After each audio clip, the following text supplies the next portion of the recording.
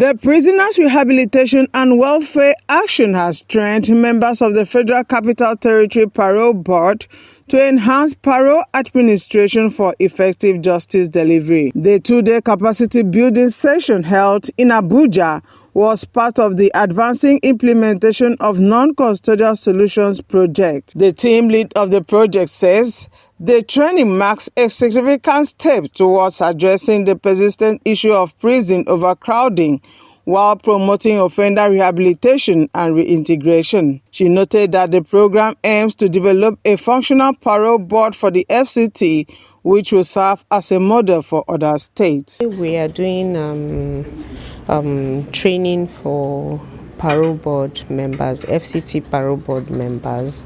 Sometime in 2022, the Controller General inaugurated members of the parole board for the different states of the Federation. And also back in 2019, the Nigerian Correctional Service Act came into force, which made provision for utilization of non-custodial measures, one of which is parole.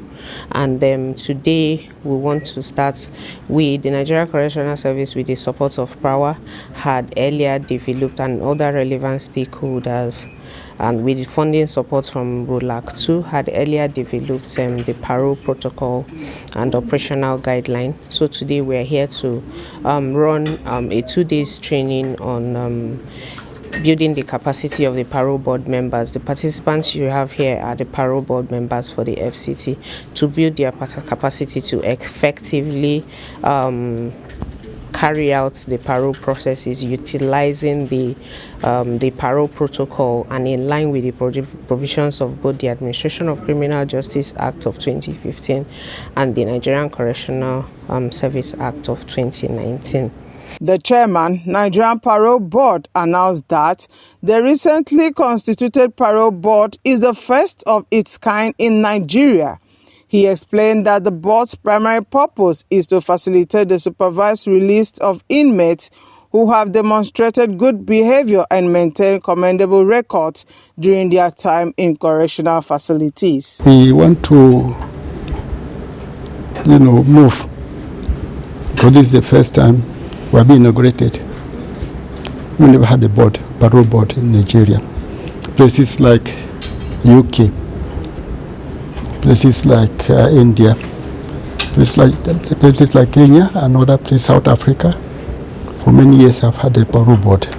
The purpose is to see that those who have been doing very well, who have been trained, whose character, whose demeanor, who are those people in the prison whose record have been very good.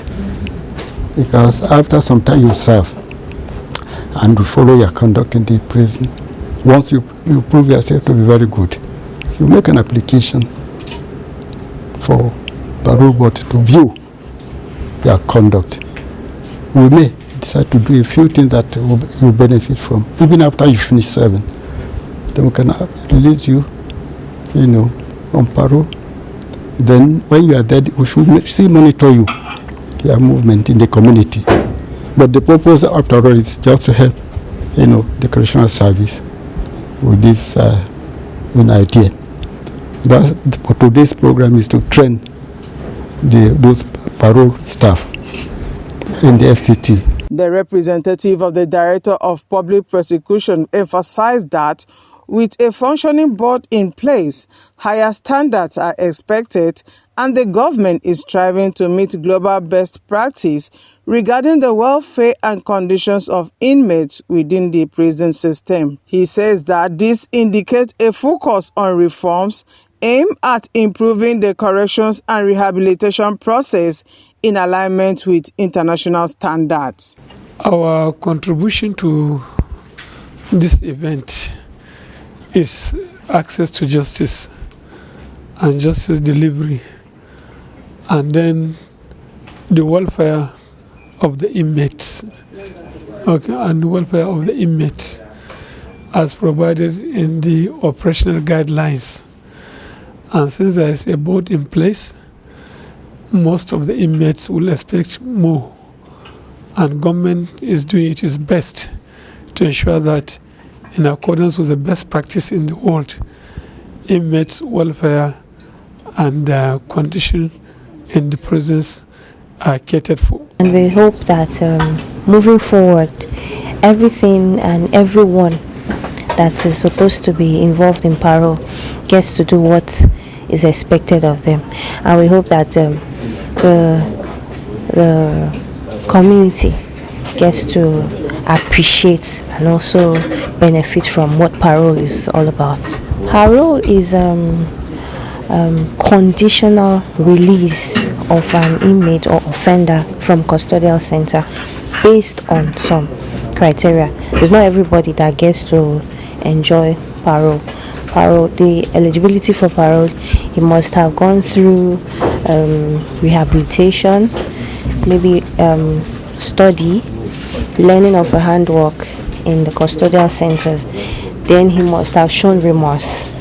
He's ready to make amends for the offense he has committed. His family will be aware and willing to accept him back into the society. The community where he also committed that offense should be willing to accept him before parole can be considered. You don't just release any offender into the community like that. Ministry of Works, NDE is involved.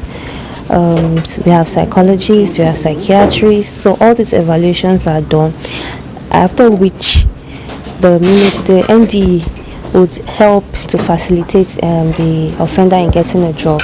So it's not like he's just released into the community without anything for him to do. He can get a job.